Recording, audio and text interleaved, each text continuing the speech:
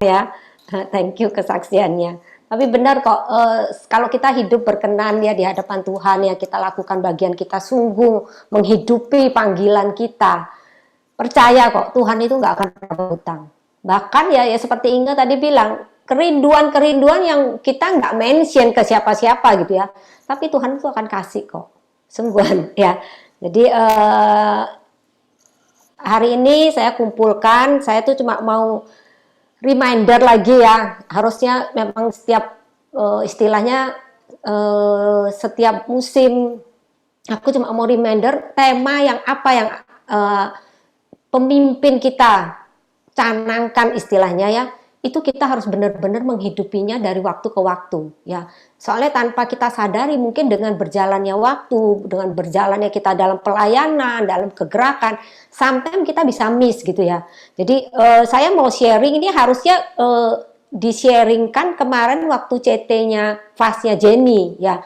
Jadi memang di fas saya nggak adakan CT karena saya melihat kemarin kan habis konser doa Jawa Barat ya, jadi saya pikir ini agak hektik juga, jadi saya nggak mau terlalu banyak kegiatan juga untuk kalian, jadi saya cuma mau ambil beberapa inti-intinya aja ya.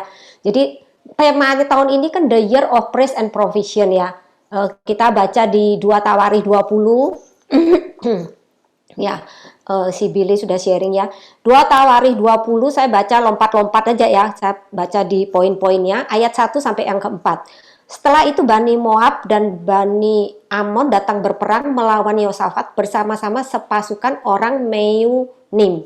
Datanglah orang memberitahukan Yosafat, suatu laskar yang besar tuh datang dari seberang laut Asin, dari Edom menyerang tuanku. Sekarang mereka di Haseson Tamar yakni En-Gedi.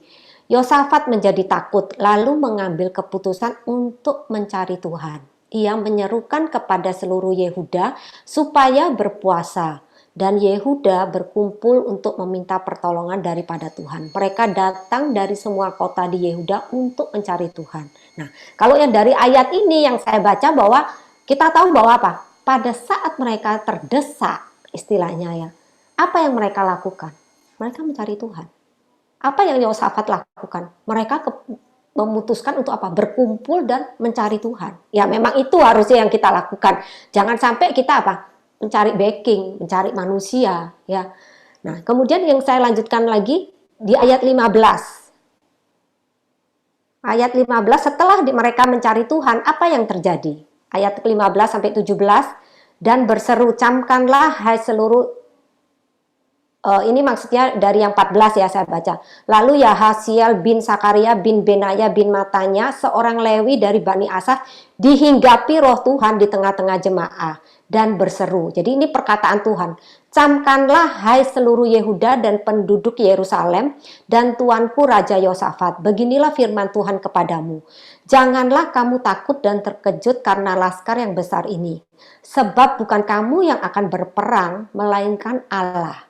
Besok haruslah kamu turun menyerang mereka. Mereka akan mendaki pendakian Sis dan kamu akan mendapati mereka di ujung lembah di muka padang gurun Yeruel. Dalam peperangan ini tidak usah kamu bertempur. Hai Yehuda dan Yerusalem, tinggallah berdiri di tempatmu dan lihatlah bagaimana Tuhan memberikan kemenangan kepadamu. Janganlah kamu takut dan terkejut. Majulah besok menghadapi mereka. Tuhan akan menyertai kamu. Apa yang mereka dapatkan, apa yang Yosafat dapatkan pada saat mereka mencari Tuhan, yang mereka dapatkan adalah apa? Janji dari Tuhan. Itu penting banget, karena pada saat kita belum menerima janji, sometimes kita bisa jadi apa? Jadi takut. Hati kita bisa jadi kecil. Tapi pada saat kita mendahulukan untuk mencari Tuhan, Tuhan memberikan kita apa? Janjinya. Karena janji Tuhan itu, pengharapan itu yang membuat kita itu apa? Jadi bangkit. Membuat kita menjadi apa? Menjadi aman. Ya. Kemudian lanjut di ayat 19. Kemudian orang Lewi dan Bani Kehat dan Bani Korah bangkit berdiri untuk menyanyikan puji-pujian bagi Tuhan Allah Israel dengan suara yang sangat nyaring. Keesokan harinya pagi-pagi mereka maju menuju padang gurun Tekoa. Ketika mereka hendak berangkat, berdirilah Yosafat dan berkata, "Dengar hai Yehuda dan penduduk Yerusalem, percayalah kepada Tuhan dan Allahmu dan kamu akan tetap teguh. Percayalah kepada nabi-nabinya dan kamu akan berhasil." Ayat 21, setelah ia berunding dengan rakyat, ia mengangkat orang-orang yang akan menyanyi nyanyian untuk Tuhan dan memuji Tuhan dalam pakaian kudus dan semarak pada waktu mereka keluar di muka orang-orang bersenjata sambil berkata, "Nyanyikanlah nyanyian syukur bagi Tuhan, bahwasanya untuk selama-lamanya kasih setianya." Ketika mereka mulai bersorak-sorai dan menyanyikan nyanyian pujian, dibuat Tuhanlah penghadangan terhadap Bani Amon dan Moab dan orang-orang dari pegunungan Seir dan yang hendak menyerang Yehuda sehingga mereka terpukul kalah. Lalu Bani Amon dan Moab berdiri menentang penduduk pegunungan Seir, hendak menumpas dan memunahkan mereka. Segera sesudah mereka membinasakan penduduk Seir, mereka saling bunuh-membunuh. Ketika orang Yehuda tiba di tempat peninjauan di padang gurun, mereka menengok ke tempat laskar itu, tampaklah semua telah menjadi bangkai berhantaran di tanah, tidak ada yang terluput. Lalu Yosafat dan orang-orangnya turun untuk menjarah barang-barang mereka. Mereka menemukan banyak ternak, harta milik, pakaian, dan barang-barang berharga yang mereka rampas itu lebih banyak daripada yang dapat dibawa. 3 hari lamanya mereka menjarah barang-barang itu karena begitu banyaknya. Pada hari keempat mereka berkumpul di lembah pujian, di sanalah mereka memuji Tuhan, dan itulah sebabnya orang menamakan tempat itu lembah pujian hingga sekarang. Ya, jadi singkatnya saya ini kan simpulkan. Jadi pada saat mereka dalam kesesakan gitu istilahnya, ada orang yang mengepung mereka, yang mereka lakukan apa? Datang kepada Tuhan, dan pada saat mereka berkumpul pun mereka apa? Memuji Tuhan. Nah, pada saat mereka memuji Tuhan, Tuhan memberikan mereka strategi, Tuhan memberikan mereka janji. Nah, pada saat memulai peperangan besoknya, yang mereka lakukan apa? Barisan pemuji itu ditaruh di depan pasukan bersenjata. Kalau hari ini mungkin orang bilang gila dah, kayak tadi Inge bilang gila itu. Kenapa? Kenapa kok orang yang nyanyi taruh depan? Ya, biasanya kan pasti orang yang bersenjata gitu ya ditaruh di depan. Tapi ini jelas-jelas Yosafat bilang, dia pilih orang-orang yang memuji Tuhan itu ditaruh di depan orang-orang bersenjata. Ini menunjukkan bahwa apa? Pada saat kita meninggikan nama Tuhan, pada saat kita mendahulukan dari semua strategi mungkin yang Tuhan kasih, kita memulainya dengan apa? Memuji Tuhan. Itu yang membuat apa? Tuhan tuh melakukan penghadangan-penghadangan. Tuhan itu yang berperang ganti kita. Bukan karena kuat gagah kita. Itu pun yang kemarin saya dapat waktu kita konser doa Jawa Barat. Ya, memang Tuhan kasih strategi gini. Tapi di luar semua itu, yang Tuhan mau itu apa? Mendahulukan dengan apa? Menaikkan pujian dan penyembahan. Itu relatif banget, makanya dengan waktu saya ingat dengan tahun yang Tuhan canangkan atas gereja kita, tahun the year of praise and provision. Di saat kita banyak duduk menyembah Tuhan, di situ akan kita lihat apa? Penyediaan Tuhan. Hari ini apa yang kita butuhkan? Mungkin seperti tadi Yosef bilang, aku butuh supaya apa? Rumah tangga papa mamaku, atau supaya hubungan mereka jadi nice, semua mereka ini. Apa yang kita butuhkan? Dengan mudah kok Tuhan tuh membalikkan keadaan. By the way, saya juga tidak pernah dengar Yosef punya pergumulan seperti ini. Saya harusnya free feel. Saya udah bilang kalau punya masalah apa, nggak apa-apa, WA aja. Aku ada ini, tolong support doa. It's okay. Seneng aja sih. Aku benar-benar menghidupi. Aku nggak ngerti ya. Saya ini orang yang benar-benar, saya tuh menikmati kalau saya mendoakan orang. Jadi kalau enggak, soalnya saya memang pada saat saya teduh, saya tuh jarang bawa pokok doa kan. Jadi saya nggak tahu harus berdoa apa. Jadi saya saat teduh tuh saya nyembah Tuhan. Nanti memang tiba-tiba Tuhan ingatkan doakan siapa. Jadi kalau misalnya saya dikasih pokok doa gitu ya, saya seneng sih. Bersukacita, saya bukan bersukacita atas penderitaan orang lain. Enggak, saya bersukacita untuk bisa mensupport kalian. Bahkan kemarin kan ada salah satu tim yang kena COVID ya. Salah satu timnya Yoli ya, salah satu timnya Jonathan itu kena COVID. Nah, dalam posisi saya sendiri waktu itu lagi isoman, lagi isolasi mandiri gitu ya. saya tawarkan ke Jonathan, saya bilang, Jo, Cece mau doain arek itu, Jo, aku bilang gitu. Ayo kita Zoom. Akhirnya siang-siang pas saya lagi isolasi, kita doain anak orang itu, dan kita doain waktu itu mamahnya juga lagi COVID juga.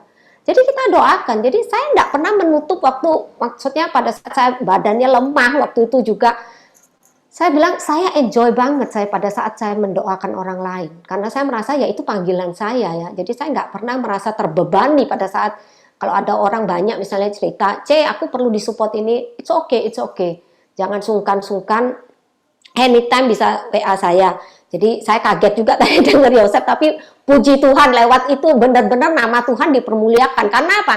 Nggak butuh waktu lama kan saya melihat benar-benar Tuhan itu membalikkan, seperti membalikkan telapak tangan, nggak sampai berbulan-bulan kan, itu tiba-tiba maksudnya kejadian yang saya bilang ini supernatural banget gitu ya.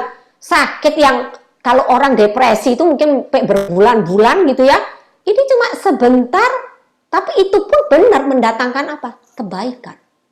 Bagi siapa? Bagi orang-orang yang dikasihinya, bagi orang-orang yang melakukan panggilannya.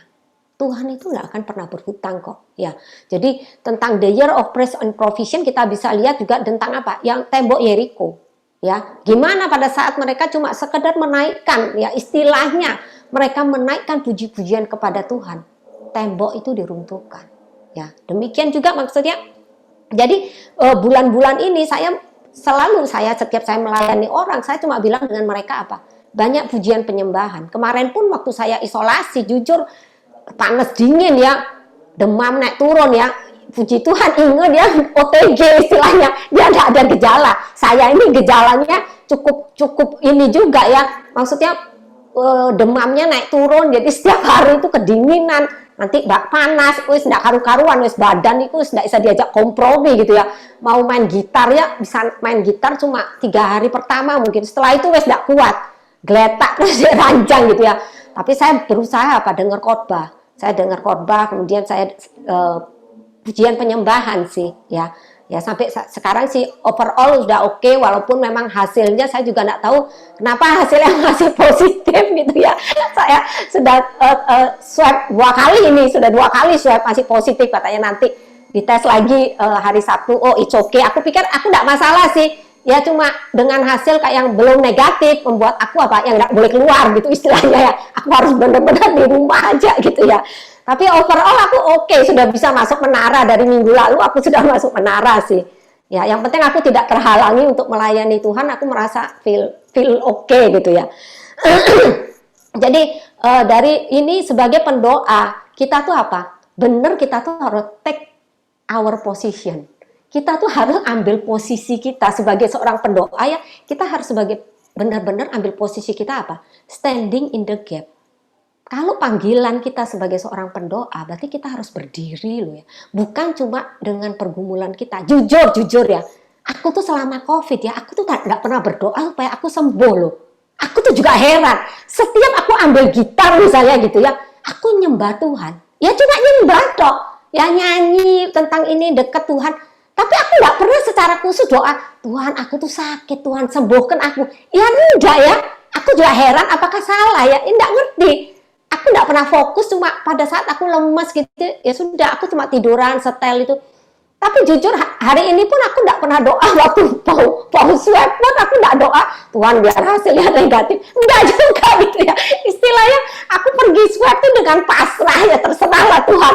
Yang penting aku masih bisa beraktivitas gitu istilahnya ya. Yang penting aku maksudnya nggak sampai waduh geletak deh ranjang, nggak bisa ngapa-ngapain gitu. Aku mau tetap bisa beraktivitas karena aku orangnya kan aku nggak bisa diem istilahnya gitu ya. Aku harus bergerak gitu ya. Jadi aku pikir hasil tidak terlalu penting sih ya, walaupun ada beberapa leader gini, Chen tak doain supaya kamu negatif, Chen. Aku appreciate banget ya mereka yang bilang, aduh Chen segera negatif. Tapi jujur aku tuh tenang sih, aku tenang, aku merasa oh tenanglah, enggak apa-apa, ini pasti lewat. Ini jadi sebuah kesaksian bahwa kita nggak usah bingung sih, hidup kita tuh di tangan Tuhan. Bahkan aku ngomong ambil anakku Ivan itu, jujur aku nggak ngerti ya. Aku nggak ngerti apakah laki itu lebih pakai logika ya Aku nggak ngerti, nanti perlu ini sama Billy, Roy, ya Cinyong. Apa laki itu memang lebih banyak pakai logika ya. Jadi Ivan itu kalau lagi ini rasanya nih ada yang salah. Ini apa paru-paruku? Apa ini? Aku tuh sampai bingung. Aku kok nggak kepikiran ya. Jadi dia tuh sedikit-sedikit periksa oksi. Aku punya oksi, kenapa kok turun 90 sekian? Panik attack. Betul. Aku tuh nggak bingung gitu loh. Jadi walaupun aku diisolasi gitu ya, ayo mama, anakku yang laki, mama coba diperiksa, mama punya oksigen dan oksigen berapa. Aku tuh don't care sih ya, bukannya gimana, aku cuma merasa aku tuh percaya Tuhan tuh jaga hidupku. Kalau aku belum selesai tugasku, gak bakalan terjadi apa-apa. Aku terlalu aman mungkin dengan Tuhan. Jadi aku ya selama itu kalau nggak DE suruh periksa ya aku nggak pernah sih tensi periksa oksigen itu, kadar oksigen. Jadi kemarin baru DE, Bapak kok Ivan tuh bingung, aku kok 95 ya, aku kok 94 ya. Ya sudah pergi foto. Nah benar di foto ya enggak apa-apa. Jadi aku bilang, ya sudah kadang-kadang apalagi itu terlalu ketak. Ya benar panic attack, tapi aku pikir perlu kita membangun roh mungkin ya. Tadi seperti Inge bilangnya, saat roh kita besar, kita tuh enggak gampang terintimidasi. Itu sih, aku ya rasa itu. Jadi aku tuh mungkin nggak ngerti. Aku selalu misalnya aku kok nggak gini. Wes lah nggak apa-apa. Wes digosok ini aja. Aku tenang banget sih. Aku bilang it's okay, pasti nggak apa-apa. Ternyata memang benar. Jadi di foto kemarin dia bilang kan harus menjaga ya. Sudah it's okay menjaga ya. Sudah pergi opreks lah aku bilang gitu. Di foto ya nggak apa-apa. Setelah itu ya oksigennya mulai naik. Jadi aku pikir semakin kita panik, bener Roy bilang panic attack, semakin kita panik, mungkin akhirnya segala sesuatu itu jadi tambah buruk ya. Jadi harusnya nggak boleh panik ya, harus tenang sih. Jadi itu ya, kita tuh harus benar-benar bisa ngambil posisi kita. Jangan sampai kita berdoa, tapi kita tuh banyak dijegal dengan apa? Proses-proses kejadian-kejadian kayak gini. Mungkin ada tekanan-tekanan yang membuat kita tuh apa? Benar-benar dipukul istilahnya atau dilumpuhkan sampai titik kita terendah, sampai kita kehilangan iman kita. Jangan sampai. Jadi benar-benar kalau kita hari ini status kita istilahnya kita ini seorang pendoa, jangan sampai kita kalah dengan setiap tekanan yang itu datang, karena tekanan datang anytime gitu ya. Tapi kita jangan sampai kalah dengan itu. Jadi waktu aku divonis pun aku sudah masuk di beberapa menara. Kalian tahu waktu aku divonis aku benar-benar tenang aja sih. Bahkan aku pikir ya sudah untung aku positif, jadi aku bisa isolasi bareng anakku yang laki. Karena kalau dia sendirian, aku pikir aku repot di rumah nyiapno makanan, kirim makanan, memastikan yang hari terakhir dia bilang, "Ma, aku nggak ngerti itu ayam itu tak simpan sampai besok pagi tak makan, itu ada lendir-lendirnya apa rusak." Waduh, aku bilang, "Iki kalau nggak ada aku di sana, tambah blind, wes nggak apa-apa, aku positif, aku temani dia, aku bisa urus obatnya dia, aku bisa urus makannya dia." Jadi aku nggak gopo sih istilahnya. Jadi benar-benar kita harus bangun roh kita. Ya anytime, aku bilang anytime, karena kita nggak tahu pressure itu datang kapan ya. Itu yang pertama. Kemudian yang sebagai pendoa, yang kedua kita harus apa? Tangkap hati Tuhan. Itu tok loh kuncinya. Jadi selama ini setelah sekian puluh tahun aku jadi pendoa, yang aku belajar itu cuma apa? Belajar menangkap hati Tuhan. Kalau kita tidak bisa menangkap hati Tuhan, apapun yang kita lakukan itu tidak akan berdampak. Tapi selama kita melakukan segala sesuatu berdasarkan tuntunan hati Tuhan, berdasarkan beban yang Tuhan taruh di hati kita akan lihat sekecil apapun itu akan membawa dampak. Pasti itu. Karena apa? Kalau kita sudah melibatkan hati kita pada saat kita tidak bisa, misalnya ada tantangan atau apa, kita akan mencari cara. Tapi kalau kita sudah cuma melakukan itu karena cuma berdasarkan job desk, pada saat ada tantangan, kita akan cari alasan. Gimana caranya supaya aku nggak datang, nggak apa-apa, supaya gimana caranya supaya kalau aku nggak ikut ngelayani, nggak apa-apa. Kita akan mencari banyak alasan. Tapi kalau kita benar-benar tangkap itu hati Tuhan, itu sesuatu yang lahir dari beban yang Tuhan taruh di hati kita. Pasti pada saat tantangan itu datang, kita akan cari cara. Ya apa caranya ya? Contohnya, contoh simpel. Ini onsite ya. Ini kan sejak awal tahun sudah mulai onsite ya. Jujur, Ko Ivan tuh nggak kasih aku, anakku yang laki juga, mama tuh nggak usah ya, aneh-aneh pergi onset gitu. Adik aku tuh pingin onset gitu ya. Jadi aku tuh selalu, aku gimana caranya? Oh kok tiba-tiba pada waktu itu Tuhan, aku tuh mau, aku cuma ucap dalam hati sih, aku bilang, Tuhan aku tuh pingin datang onset Tuhan. Nah tiba-tiba anakku yang perempuan bilang gini, Ma, aku mau, Ma. Aku pikir, waduh, untung ada dia, karena apa? Ada temennya, atau kalau aku pergi sendiri mungkin ditentang gitu ya. Tapi dia mau, akhirnya aku bilang, ya sudah aku pergi Mbak Shannon. Nah akhirnya singkat cerita, akhirnya Ko Ivan, ya sudah aku ikut. Akhirnya kita bertiga pergi onsite. Jadi puji Tuhan aku merasa sesuatu berbeda sih. Memang di onsite itu sesuatu berbeda. Bukannya bilang gimana rasa-rasaan, tapi memang aku miss banget sih. Setahun ya, hampir setahun kita ada onsite ya. Jadi kemarin tuh aku pikir, ya sampai kapan ya aku harus, maksudnya online terus gitu ya. Kan memang beda atmosfernya gitu ya. Ya sudah aku paksakan itu. Jadi aku merasa iya ya, kalau kita punya hati, punya kerinduan ya, kita akan cari cara. Gimana caranya ya Tuhan? Mungkin kalau kita tidak bisa secara frontal gitu ya, melawan gitu otoritas ya, tapi minimal kita bisa apa? Ngomong ke Tuhan. Dan tadi seperti Inge bilang, nanti tiba-tiba Tuhan yang akan buka jalan. Ya, jadi perlu menangkap hati Tuhan, kemudian apa? Perbesar kapasitas kita. Hari-hari ini, karena saya kan pelayanan di live chat ya, hari-hari ini tiba-tiba Tuhan tuh bicara tentang ini. Sebelum kita siap, sebelum kita memperbesar kapasitas kita, Tuhan tidak akan memberikan kita perkara-perkara yang lebih besar.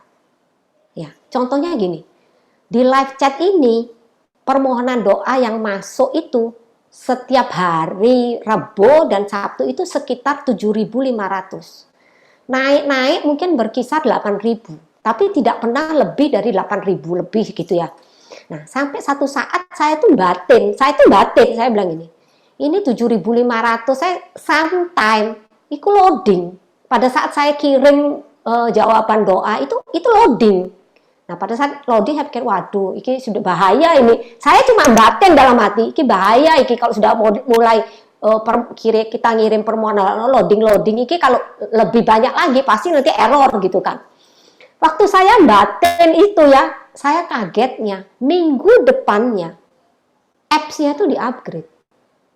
Padahal saya nggak ngomong loh ya, saya nggak ngomong dengan siapa-siapa, saya cuma batin toh. Tapi tiba-tiba minggu depannya, apps-nya itu di-upgrade. Nah, pada saat apps itu di-upgrade, nggak pakai lama, hari mungkin itu hari Rabu di-upgrade atau hari Sabtu di-upgrade, saya lupa. Tapi hari Rabu kemudian, itu permohonan doa langsung bludak 8.500, terus kemarin ini 10.000. Nah, dari situ tiba-tiba Tuhan tuh ngomong seperti ini. Selama kamu tidak memperbesar kapasitasmu, selama apps itu tidak di-upgrade gitu istilahnya, Tuhan tidak akan kasih kok perkara yang lebih besar. Karena apa? Karena kamu nggak sanggup untuk menampungnya. Tapi kalau kita memperbesar kapasitas hidup kita,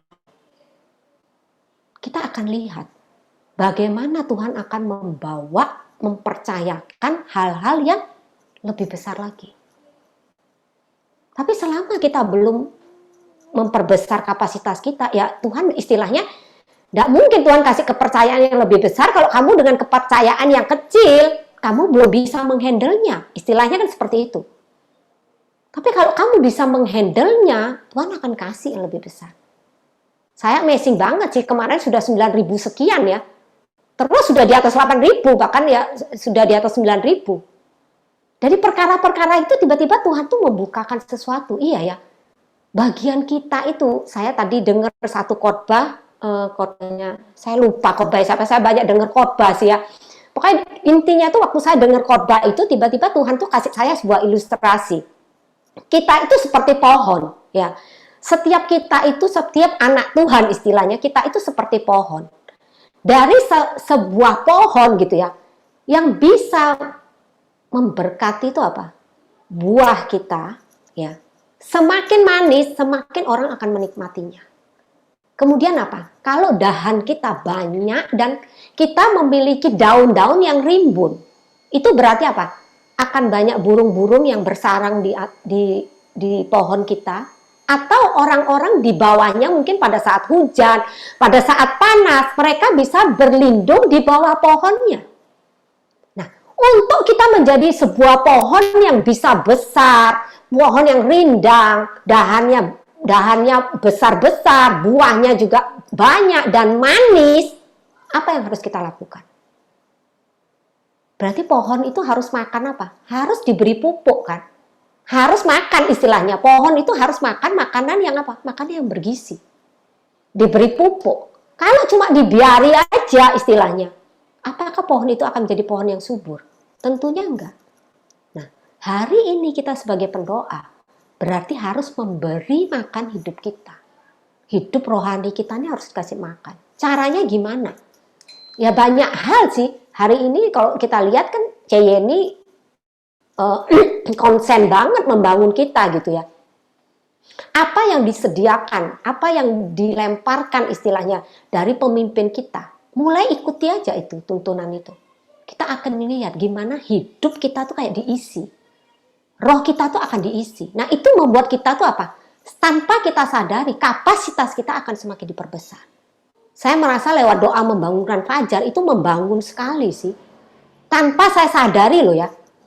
Lewat acara doa membangunkan fajar, tiba-tiba saya itu dipertajam, jujur. Padahal saya pikir saya cuma datang ke sana dengan expect bahwa, jujur ini pengakuan. Setiap saya datang di doa membangunkan fajar, saya tuh nggak pernah ikut nyanyi. Karena apa? Karena pada saat puji-pujian, saya itu berbahasa roh. Nah, itu kan biasanya 40 menit kan ya. Pujian penyembahannya itu kan 40 menit. Dan selama itu saya berbahasa roh. Saya lagi latih sih. Karena kalau saya kadang-kadang nyembah sendiri, saya belum bisa mencapai ke titik 40 menit. Kadang saya cuma bisa 30 menit itu maksimal.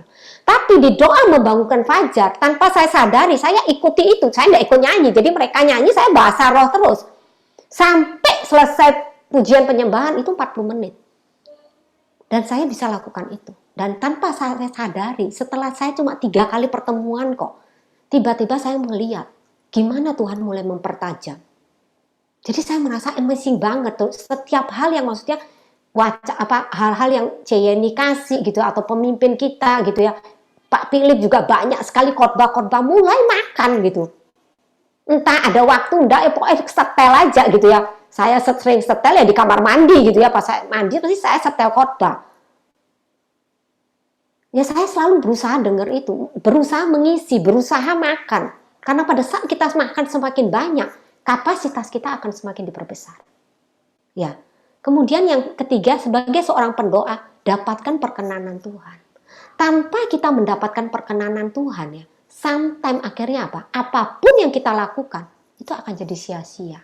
Kenapa? Karena pada saat kita mendapatkan perkenanan Tuhan, pengurapan kita itu akan di-upgrade. Otoritas kita akan di-upgrade. Jadi hal-hal simpel pada saat kita mungkin doakan orang ya, tiba-tiba orang itu akan mengalami kesembuhan. Pada saat simpel ya, beberapa waktu yang lalu saya bolak-balik sih saya pernah sharing, saya kan selalu hari ini ada doa bareng dengan ponakan saya, dengan papa mama saya ya setiap hari. Kalau bisa siang-siang, kadang sore gitu, kadang malam. Kita cuma nyembah, jadi aku cuma nyanyi kadang-kadang 2-3 lagu, kemudian kita bahasa roh. Simple-simple gitu toh loh, Tuhan tuh bicara loh. Saya tuh sampai amazing banget. Jadi tiba-tiba aku dapat ini, aku mulai confirm ke mereka. Ichen, saya kan Ichen kok dapat gini. Oh ya betul Ichen. Nah, jadi saya kadang merasa wow, amazing banget ya pada saat kita mau melakukan lebih daripada apa yang kita bisa. Tuhan mengurapi kita lebih kok. Karena Tuhan nggak mungkin dilepas pada saat kita mau kok. Kenapa Tuhan nggak mempersiapkan? Kenapa Tuhan nggak memperlengkapi? Itu nggak mungkin. Tapi pada saat kita belajar melakukan yang the best buat Tuhan, kita akan lihat bagaimana Tuhan itu akan memperlengkapi hidup kita. Apapun yang kita lakukan nanti, sepertinya mungkin doa-doa yang sepele ya. Saya ingat yang akhir meeting leader yang lalu mungkin ada tersisa Cik Vel cuma sisa 4 orang, mungkin 4 leader, mungkin Cik Vel kita doai anaknya Inge yang pilek itu, Cik Vel itu amazing banget kan, katanya Inge kan anaknya sudah pilek 2 minggu dan minum obat nggak sembuh, Nah, kita malam itu sebelum buyar, beberapa leader sudah buyar memang ya, karena sudah selesai acaranya. Tapi waktu itu ada stay, Cik Vel, ada Livang, saya lupa, ada 4 orang kok. Kita doain Inge. Nah, kita cuma bilang, Tuhan kita satukan iman kita doa untuk Jadi, anaknya Inge waktu itu. Dan Inge langsung kasih feedback, besok paginya dia bilang, Cek, Jadi sembuh. Nah, saya merasa amazing banget ya. Pada saat kita cuma apa? Belajar setia melakukan panggilan kita. Jawaban doa itu memang dari Tuhan kok. Bukan kita yang punya kuasa. Kita cuma menyalurkan aja. Tapi pada saat kita bisa mendapatkan perkenanan Tuhan, hidup kita berkenan di hadapan Tuhan, kita akan lihat gimana doa-doa kita itu mulai terjawab. Kan memang PPM pernah khotbah, ada doa beberapa orang itu yang pasti dijawab Tuhan gitu ya. Contohnya ya doa-doanya PPM, kita melihat gimana pada waktu PPM bernubuat gitu ya, doa dengan nubuatan. Itu terjadi semuanya. Karena apa? Ya karena hidupnya benar-benar berkenan di hadapan Tuhan. Sehingga apapun yang dia lakukan, hari ini kita lihat bagaimana Tuhan membuat besar gitu istilahnya ya. Acara saat teduh bersama. Itu sampai puluhan ribu yang viewernya gitu ya. Berapa ribu orang, berapa puluh ribu orang yang diberkati lewat acara itu. Nah itu cuma untuk gimana caranya kita mendapatkan perkenanan Tuhan sebagai seorang pendoa. Ya, hari ini yang saya mau reminder lagi apa? Karena ini pertemuan leader gitu ya, pertemuan leader dan co-leader. Sebagai leader, saya cuma mau bagi 4 poin ya. Harusnya banyak sih jadi leader tuh gimana. Tapi saya cuma mau bagi di sini 4 poin. Sebagai seorang leader, kita harus menjadi orang yang apa? Membuka jalan. Menjadi orang yang bisa membuka jalan. Ya, jadi membuka jalan ini memang sesuatu yang bisa dibilang apa ya? Ya riskan ya, soalnya gini. Saya tuh juga nggak ngerti ya. Jadi beberapa kali itu Tuhan tuh selalu memberikan visi. Walaupun memang visi itu bukan dari saya, tapi biasanya dari pemimpin, dari Ceyeni. Cumanya kemudian memang Tuhan berbicara secara pribadi ke saya lewat mimpi. Nanti tiba-tiba saya doa, saya dapat gitu ya. Biasanya seperti itu. Dan saya mulai mau melakukan apa yang pemimpin suruh saya lakukan. Ya, jadi contohnya apa? Menara doa anak. Ceyeni minta saya yang membuka menara doa anak. Akhirnya saya cuma bilang, oke, aku mau. Nah, setelah itu memang berjalan, kemudian setelah settle semuanya, hari ini sudah ada Cik Sur ya, hari ini yang menghandle menara doa anak, ada Kak Ecan juga. Jadi saya mulai lepas itu. Ya. Kemudian CG juga seperti itu ya. Jadi waktu itu Ceyeni bilang, saya rindu Chan ada CG pendoa. Oke. Waktu itu siapa yang ketua? Ya kamu yang ketua. Waktu Ceyeni bilang gitu ya. Sudah saya akhirnya jadi ketua CG. Nah akhirnya setelah itu CG mulai multiplikasi. Ya hari ini jujur saya lepas itu CG, saya nggak jadi ketua CG dan jujur hari ini saya juga belum terlibat lagi di CG. Waktu kapan hari ada sedikit ini, jadi saya keluar dari CG dan jujur hari ini saya belum join di CG. Tapi jujur saya ini seperti disuruh dengan Ceyeni menjadi orang yang membuka jalan. Ya, seperti contohnya apa? Doa fajar. Ya, Roy ya, kita sempat beberapa waktu kita sama-sama membangun doa fajar. Dan hari ini memang akhirnya bukan saya juga yang in charge di doa pagi gitu ya. Hari ini kan namanya sudah doa pagi sejak online gitu ya. Sejak online itu akhirnya Jenny yang PIC di doa pagi. Dan tiba-tiba Tuhan mulai tarik saya kemana? Ke prayer request. Jadi saya ini pikir-pikir ya, memang saya ini jadi orang yang istilahnya membuka jalan. Walaupun tanpa saya sadari loh ya, saya cuma modalnya waktu itu saya cuma bilang, oke, karena pemimpin minta saya belajar tunduk dengan apa yang pemimpin saya mau. Apa yang menjadi kerinduan pemimpin saya berusaha untuk mewujudkan apa maunya mereka. Tapi memang bukan sekadar cuma asal bapak senang atau asal ibu senang, enggak. Tapi selalu dimulai dengan Tuhan menaruh visi itu di hati saya. Sehingga waktu saya melakukannya, saya totalitas melakukannya. Karena saya dapat beban Tuhan. Tapi memang bad-nya, ini ada jeleknya. Karena apa? Akhirnya muncul suara-suara di luar sana. Suara-suara aku ya kaget juga. Jadi muncul suara-suara itu seperti ini. Wes C, kamu tuh wes ojo ngelakuin apa-apa. Ini omongan ringan. Jadi suatu saat itu jujur, saya itu tiba-tiba waktu saya udah lepas doa pagi, saya tuh tiba-tiba tuh pingin ada apa? Doa semalaman. Harusnya sudah ada. Harusnya sudah ada. Bukan saya bilang nggak ada loh ya. Hari ini harusnya doa semalaman itu sudah ada. Saya nggak tahu apakah di sini ada leader-leader yang join di dalamnya. Dulu doa semalam itu setiap Jumat malam. Jam 10 malam sampai jam 1 pagi. Tapi saya nggak pernah terlibat di dalamnya. Karena itu waktu itu kan di Sibek ya. Waktu itu di Sibek ya saya nggak mungkin datang tengah malam, saya bisa diomeli sama Koifah gitu ya kalau aku ikut join itu ya.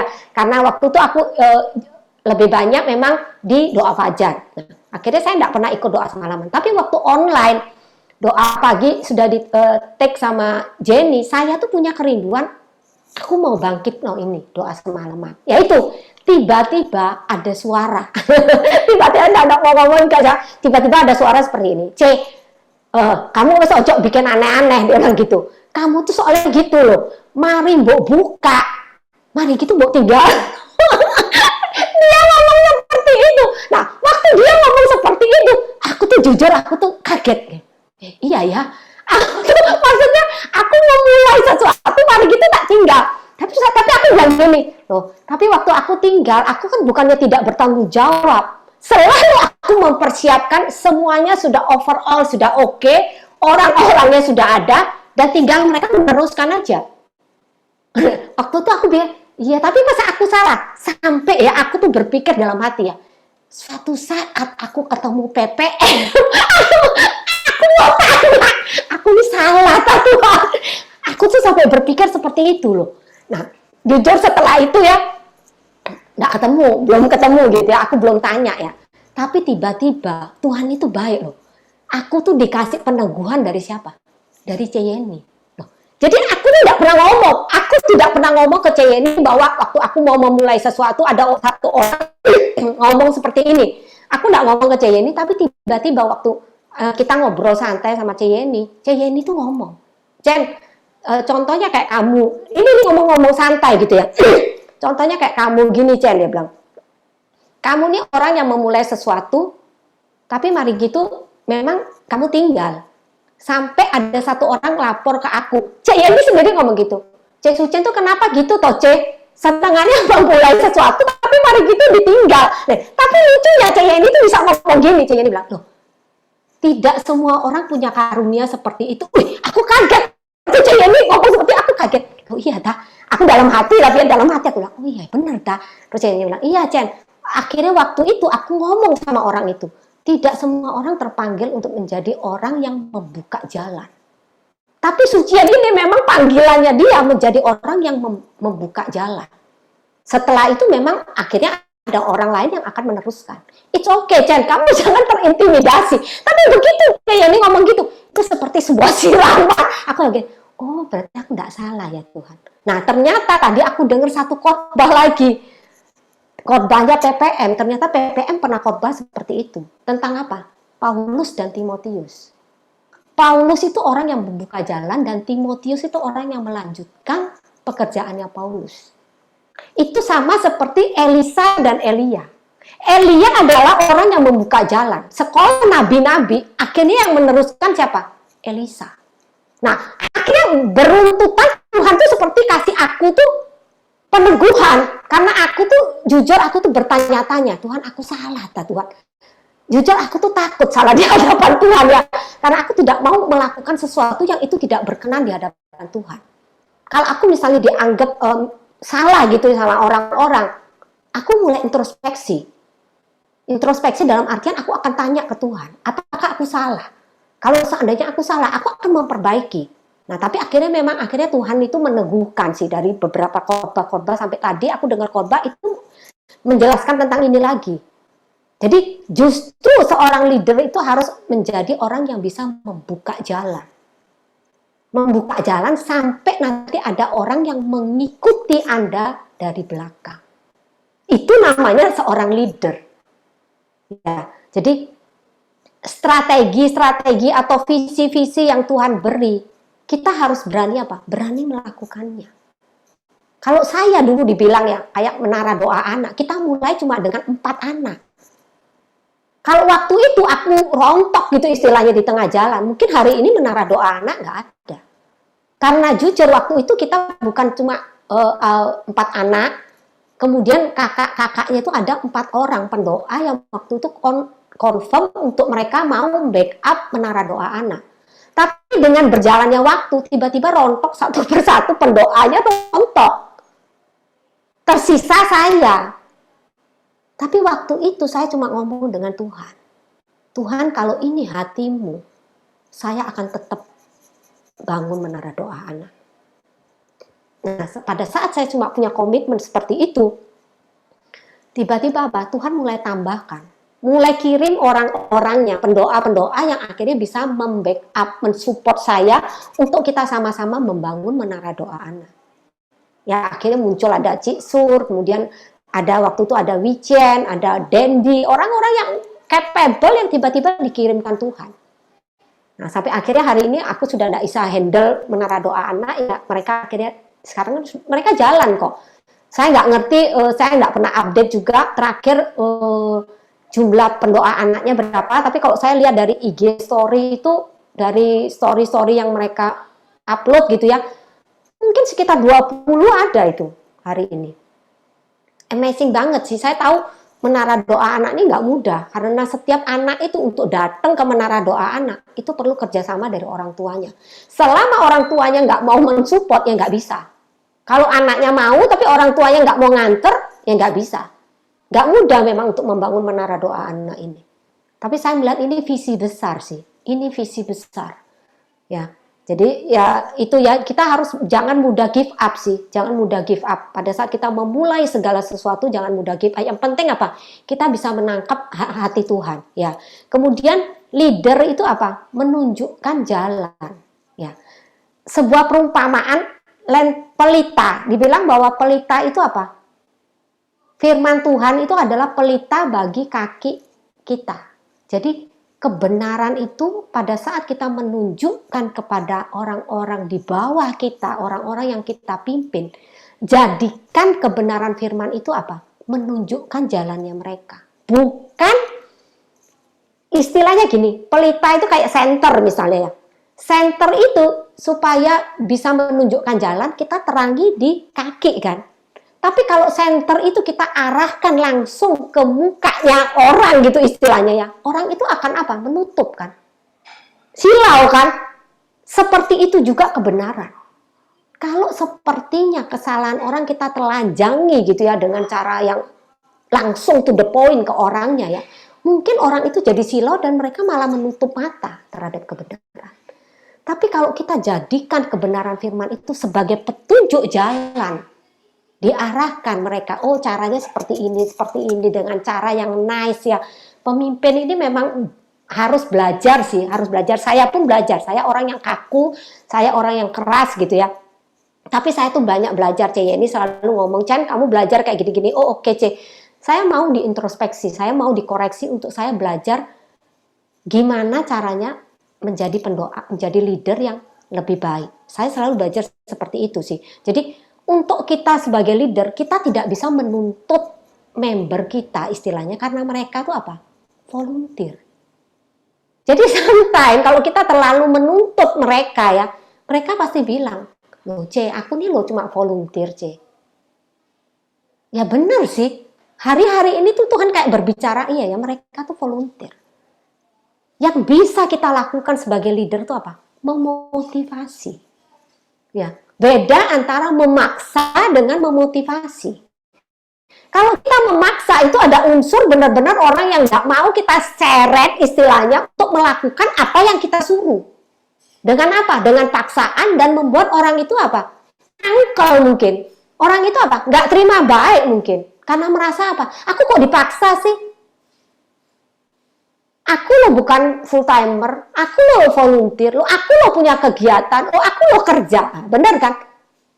Tapi kalau kita bisa memotivasi mereka dengan sebuah komitmen bahwa setiap apapun yang kita lakukan, pertanggungjawaban kita di hadapan Tuhan.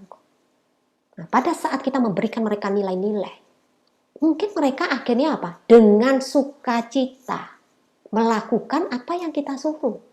Apa yang kita mau mereka lakukan. Walaupun nanti tujuannya mungkin sama gitu ya. Tapi kalau kita dengan cara yang nice, mereka justru merasa, oh ya, tanggung jawabnya ini di hadapan Tuhan. Kalau mereka cuma bilang, oh aku cuma takut dengan pemimpinku, karena pemimpinku datang, wes aku datang.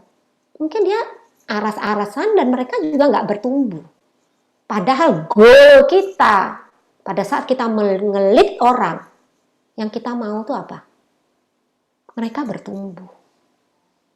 Nah, jadi memang harus pintar-pintar sih ya. Kita bukan menuntut mereka, tapi memotivasi mereka. Ya. Kemudian yang ketiga, kita harus menjadi leader yang apa? Menginspirasi dengan melakukan kebenaran. Ya. Namanya leader, kita tuh berarti apa? Orang yang disorot. Itu betul itu. Semakin posisi kita tinggi, semakin pohon itu tinggi, semakin anginnya itu kencang. Ya, bukan saya nakut-nakuti, tapi memang benar. Semakin posisi kita tinggi, semakin kita tuh menjadi posisi yang disorot dengan orang. Apapun yang kita lakukan, orang akan menilai kita. Seorang leader harus punya apa? Punya integritas. Firman Tuhan katakan apa? Kadang-kadang masalah sepele ya. Saya ini berusaha melakukan integritas itu apa? Di tengah keluarga saya. Ya. Jadi anak saya itu orang yang waduh, itu mungkin anak muda ya, saya nggak ngerti ya. Saya selalu bilang anak zaman sekarang gitu ya. Anak zaman now itu beda dengan anak zaman kita dulu, zamannya kita ini kok beda gitu dengan anak zaman sekarang. Ya, mereka tuh suka ngentengkan segala sesuatu. Jadi kemarin waktu kita mau liburan ke Bali, kan kita sekarang harus swab kan. Jadi kita panggil orang dan kita kan memang 5 orang ya, anakku 3, aku Ko Ivan jadi 5 orang, itu bayar ya hampir 1 juta gitu ya untuk kita swab. Tiba-tiba anakku bilang, wes mah nggak usah swab lah mah, nanti tinggal dicetak aja itu kertas itu di print aja, tinggal dirubah nama aja, itu positif pasti nggak dicek. Nah jujur waktu itu saya bilang, enggak, mama nggak mau lakukan itu. Loh mama nggak mau, aku nggak berani swab mah wes, aku pakai surat aja, terserah. Pokoknya mama tidak mau lakukan itu. Mama mau melakukan segala sesuatu yang berkenan di hadapan Tuhan. Jadi orang lain. Jadi aku ya sudah mulai ngomong tentang apa? Kebenaran. Walaupun beberapa ponaanku juga ngomong, iya Icen, sudahlah pakai itu aja. Terus ada lagi satu ponaanku bilang, ya wes dikasih uang aja, nanti masuk tuh bayar mungkin 500.000 aja, itu tuh langsung masuk, nggak usah diperiksa. Jujur hari ini nih begitu banyak hal yang membuat kita tuh bisa apa? Kompromi, dalam tanda petik ya. Kompromi yang membuat mungkin tanpa kita sadari, oh ya wes enggak apa-apa lah. Tapi jujur untung cece saya yang gede tuh bilang, Cen, lu enggak dengar tuh arek-arek tuh ngeributi bikin surat lah gini gitu. Iya, wes enggak usah melok-melok Cen. Oh iya bener aku bilang gitu. Memang aku wes bilang, aku akan tetap lakukan sesuai prosedur. Akhirnya ya sudah benar. Pada saat kita melakukan seturut tidak kompromi, tiba-tiba ya sudah anakku semua ya swab semua. Akhirnya kita panggil halodoc ya, waktu itu kemarin kita panggil halodoc ke rumah ya, kita swab semua. Waktu kita balik dari Bali pun akhirnya kita swabnya harus apa? Karena berapa jam ya, aku lupa, 24 jam kali 2 mungkin ya, nggak boleh terlalu lama kan. Akhirnya kita swab di mana? Di bandara 1 hari sebelum kita berangkat. Antri, bayar harga memang. Pada saat kita melakukan kebenaran itu sometimes situasinya nggak enak. Karena apa? Antri, sudah gitu namanya COVID gini gitu ya. Antri, ada berjubel-jubel di bandara itu tentang rame banget gitu ya. Terus untung selalu ada kemurahan Tuhan ya. Pada saat kita antri segitu banyaknya, ada orang bilang, loh Bu, itu loh bisa di sana lebih sepi. Kita jalan lagi cukup jauh juga, jalan ke sana memang agak lebih sepi. Tapi antri juga. Tapi itu pun akhirnya aku lakukan kok. Aku cuma mau belajar memperlihatkan itu kepada siapa? Ke anak-anak aku. Bahwa apa? Belajar untuk melakukan selalu tidak kompromi dengan banyak hal. Sometimes kadang-kadang kondisi seperti ini membuat kita tuh gampang untuk apa? Kompromi. Dan tanpa kita sadari kita sebagai leader gitu ya, mungkin nanti anak-anak kita bisa melihat apakah kita benar-benar menjadi leader yang punya integritas. Sometimes aku cuma merasa bukan Ceyeni ya, kalau aku mau lihat aku bisa bilang Ceyeni enggak tahu kok, aku bisa lakukan itu. Tapi aku selalu cuma merasa apa? Aku bertanggung jawab sama Tuhan kok. Apapun yang aku lakukan bukan Yeni yang melihat, bukan PPM yang melihat, tapi Tuhan yang melihat. Jadi aku selalu berusaha melakukan apa yang benar, tidak mudah kompromi. Ya, perlu seperti itu. Dan kemudian pemimpin harus menginspirasi apa? Menjadi orang yang mau bertumbuh, mau membayar harga. Selama kita tidak menjadi menjadi leader yang punya kerinduan mau bayar harga, biasanya anak-anak di bawah kita akan ngelihat kita. Mereka pikir, oh leader kita juga kayak gitu kok. Nah, mereka biasanya ngenteng kan seperti itu. Leader kita juga enggak datang kok. Atau leader kita juga enggak gini kok. Nah, jadi mau nggak mau pada saat kita sebagai leader, pada saat kita mau bertumbuh, orang-orang di bawah kita akan ngelihat, oh iya ya. Ya, jadi harus punya kerinduan untuk kita bertumbuh. Ya makan, mau nggak mau, dulu saya waktu saya jadi leader, hampir setiap hari saya tuh share khotbah ke anak-anak. Mungkin nanti bisa tanya ya, kayak Cinjung, mungkin kamu bisa tanya ke Diana. Dulu saya tuh di grup itu selalu share khotbah gitu ya, sampai arek-arek begini, Cek, yang kemarin aja gue belum denger, Cek. Sampai mereka tuh ampun, sampai tak bilang, waduh, aku yang terlalu cepet tak. Karena waktu itu kan aku treadmill setiap hari gitu ya, jadi setiap treadmill aku dengar khotbah, selesai aku dengar khotbah, biasanya aku langsung share ke grup gitu ya. Jadi hampir setiap hari. Nah sekarang aku sudah jarang treadmill, jadi tidak usah bingung, aku jarang sekarang sharing khotbah kok. Cuma kalau ada beberapa khotbah yang aku merasa ini good ini untuk kalian ini, nah aku mulai share ya. Kan bener kan, aku hari ini enggak diteror dengan khotbah kan ya di grup ya. Kalau yang kemarin yang before 30 itu bagus banget sih. Itu rasanya perlu dengar sih setiap kita. Kemudian yang keempat, yang terakhir, seorang leader tuh harus bisa memberi kehidupan. Memberi kehidupan kepada siapa? Kepada grup anak-anak yang kita pimpin. Jangan sampai pada saat kita memimpin mereka, membuat mereka tambah apa? Tambah loyo. Ya istilahnya seperti itu. Tapi pada saat kita memimpin mereka, bisa enggak kita membuat mereka tuh jadi on fire? Bisa enggak kita tuh membuat mereka tuh jadi apa? Bergairah. Itu penting banget. Kalau sudah pemimpin, ya mungkin kita masuk sudah aras-arasan gitu ya. Kita nggak punya visi. Kita cuma ya sudah karena jadwal menara, kita masuk ya cuma sekedar mengisi menara. Loh, lama-lama tanpa kita sadari, anak-anak kita akan menjadi seperti itu. Tapi kalau kita bisa menjadi pemimpin yang antusias gitu ya, bergairah, pada waktu kita masuk di menara, kita bisa bagi api, membangkitkan mereka. Lama-lama apa? Mau nggak mau mereka jadi apa? Kobong istilahnya. Kalau setiap hari bakar mereka, kasih api ke mereka, lama-lama pasti kobong. Pasti itu. Tak yakini karena apa? Karena ada kesaksian hidupnya gitu ya. Ada satu orang anak menaraku gitu jujur ya, dia orang yang adem-adem ayem sampai hari ini pun yang satunya tetap adem, yang istrinya, tapi overall sekarang sudah oke. Jadi suatu saat tuh dia cerita ke Yeni, saya sih nggak ngerti. Suatu saat kita satu mobil, terus ditanyai sama Yeni, kenapa kok bisa masuk pendoa? Oh ya, waktu itu saya ikut mission trip.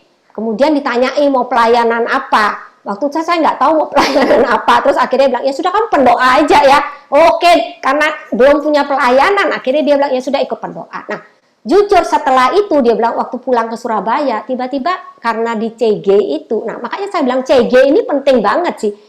Di CG itu menjadi sebuah apa ya? Kamu bisa enggak menjadi pendoa yang menginspirasi orang lain untuk orang itu tertarik menjadi pendoa. Jadi jujur, orang ini nih ketua CG, tapi dia bukan pendoa, tapi anaknya dia, salah satu anggota CG-nya itu pendoa. Jadi anaknya ini yang mengajak dia masuk ke pelayanan doa. Dan ya dia masuk ke menara saya. Nah waktu ditanya dengan Yeni, dia bilang, iya dulu aku ya biasa-biasa, waktu itu aku belum mau jadi CG, waktu itu ada coachnya yang jadi CG-nya, jadi ketua CG, waktu aku bolak-balik disuruh jadi ketua CG, aku enggak mau tapi setelah aku masuk di menara, dia bilang gitu, aku mulai diperlengkapi. Setelah itu saya mau, waktu di challenge dari Adrian sama Leli, jadi dia CG-nya Adrian Lely, waktu di challenge untuk jadi ketua CG, dia mulai mau ambil posisi seperti itu. Jadi saya cuma merasa iya ya benar ya, leader tuh harus menjadi orang yang bisa memberi kehidupan, memberi gairah, memberi api untuk siapa? Orang-orang di bawahmu. Kalau enggak lama-lama ya mereka akan jadi padam. Ya, itu sudah selesai yang saya mau sharing.